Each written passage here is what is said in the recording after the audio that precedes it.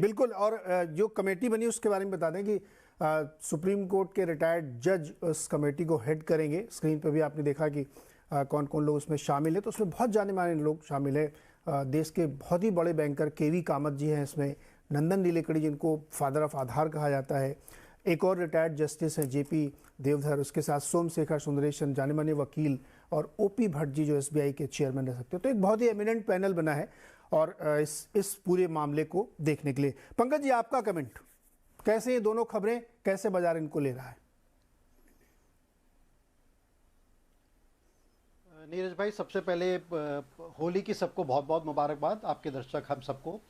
जहाँ तक ये अडानी सागा है, मेरा ये मानना है कि अगर हम प्राइस वाइज करें, we being active brokers in the industry, अगर हम प्राइस वाइज स्टॉक्स की बात करें तो जो आज से 4-5 हफ्ते पहले जो स्टॉक प्राइजेस के बॉटम बने, मेरे को लगता है फॉर टाइम बीइंग डेफिनेटली एक बॉटम लेवल्स मार्केट ने अडानी ग्रुप के देख लिए हैं। और इसमें हम जैसे लोगों का शुरू से ये नज़रिया था कि इस अडानी ग्रुप को भी जो इनके स्टॉक्स हैंगे, 6-7 स्टॉक्स हैं, कि इनको दो भाग में हम बांट सकते हैं। ऐसे समथिंग लाइक अडानी पोर्ट और Ambuja cement, they were much easier and transparent to fundamentally analyse कि इन स्टॉक्स की क्या एक रीजनेबल वैल्यूएशन हो सकती है, कहाँ पर वो नीचे के साइड में लक्ष्मण रेखा क्रॉस हो गई है, बहुत सीरियस वैल्यू बाय बन गए हैं, और कहाँ पर ये एक्सटेंडेड लेवल्स पे वैल्यूएशन पे पहुंच गए हैं।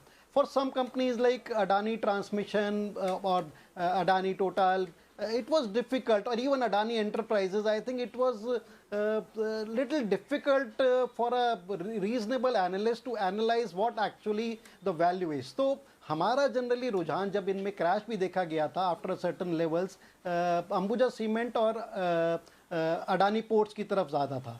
सो हैविंग सेड दैट, अगर जो हम अब रिसेंट में जो सुप्रीम कोर्ट ने कमेटी बनाई है, बहुत ही नामे जाने लोगों की कमेटी बनाई है, एंड एवरीबडी इज अप्रिशिएटिंग जिस लोग उस कमेटी में हैं, so that has sort of given some kind of finality. मैं फाइनलिटी नहीं कहूँगा तो कम से कम एक some kind of pauseness, some kind of confidence back to the market. और जिस तरह से एक बड़े फंड ने 15,000 करोड़ रुपए अडानी ग्रुप में लगाया है, दैट हैज ऑल्सो गिवन कि एक शायद वैल्यूएशंस पे there are buyers, if not inside the country, outside the country there are buyers. Domestically मेरे को लगता है कि जिस तरह के चैलेंजेस पिछले हफ्तों में चल रहे थे, चाहे वो डोमेस्टिक फंड्स हों, ट्रेजरी फंड्स हों, बैंक्स हों, शायद उनके लिए चैलेंजेस थोड़े ज़्यादा थे to add on to that stock. So मेरे को लगता है all in all I think एक पॉज देखा गया है अडानी स्टॉक्स में। यहाँ से जिस तरह की रैली आज देखी गई है, क्या वो सस्टेन करेगी, मे बी डिफिकल्ट, क्योंकि इसमें शॉर्ट्स भी काफ़ी ज़्यादा हो गए थे। Now fundamentals will come into the picture, और अगले 2-3 महीने आई थिंक अगला बड़ा इवेंट होगा जब सुप्रीम कोर्ट की कमेटी की जांच की एक रिपोर्ट या इंटरिम रिपोर्ट आएगी। That could be a bigger event, but all in all I think अब एक मार्केट को, अडानी सागा को थोड़ी स्टेबिलिटी मिलनी चाहिए, अडानी स्टॉक्स को थोड़ी स्टेबिलिटी मिलनी चाहिए, और उससे जो एक जनरल मार्केट सेंटीमेंट जो हिट हो रहा था मिड कैप्स में, स्मॉलर कैप्स में, उस सेंटीमेंट को मेरे को लगता है कि थोड़ी सी पॉजिटिविटी मिलनी चाहिए। But we should not forget, जो आज की रैली थी काफ़ी एक्सटेंडेड रैली थी, काफ़ी शॉर्ट कवरिंग थी। FIs एक्स ऑफ अगर हम अडानी जो बाइंग थी देखें तो they are still consistent seller, so market will still guided in a particular range, but definitely इससे मार्केट को एक पॉजिटिविटी और सम काइंड ऑफ स्टेबिलिटी और सेंटीमेंट्स में पॉजिटिव इफेक्ट देखने को मिलेगा। तो बिल्कुल जो अभी पंकज जी ने लास्ट में कही ना, वही चारों हमारे मेहमान ये कह रहे हैं कि मार्केट को जो एक बहुत परेशानी हो रही थी, पता नहीं क्या चल रहा, वो एक रिस्टोर करने में कॉन्फिडेंस बिल्ड होगा सेंटिमेंट के तौर पे। यहाँ पे मैं एक बिल्कुल डिस्क्लोजर देना चाहता हूँ कि हमारे किसी भी मेहमान की तरफ से ना तो उस ग्रुप में बाई की सलाह है ना सेल की सलाह है, ये सिर्फ एक एनालिसिस था, क्योंकि 2 खबरें बहुत बड़ी इस ग्रुप से रिलेटेड इस वीक में आई, तो हमने कहा इसको डिस्कस करना ज़रूरी है। ये इसलिए ध्यान रखिएगा कि कोई बाई सेल की रिकमेंडेशन अडानी ग्रुप के शेयर्स पे हमारी तरफ से नहीं है। अब लौटते हैं असली मुद्दे पर, ये आज की रैली क्यों हुई? सुनील जी, आज क्यों आप लोगों ने बहुत बाई क्यों किया भाई? आज क्या ऐसा बदल गया? सब कुछ तो वैसे ही चल रहा है।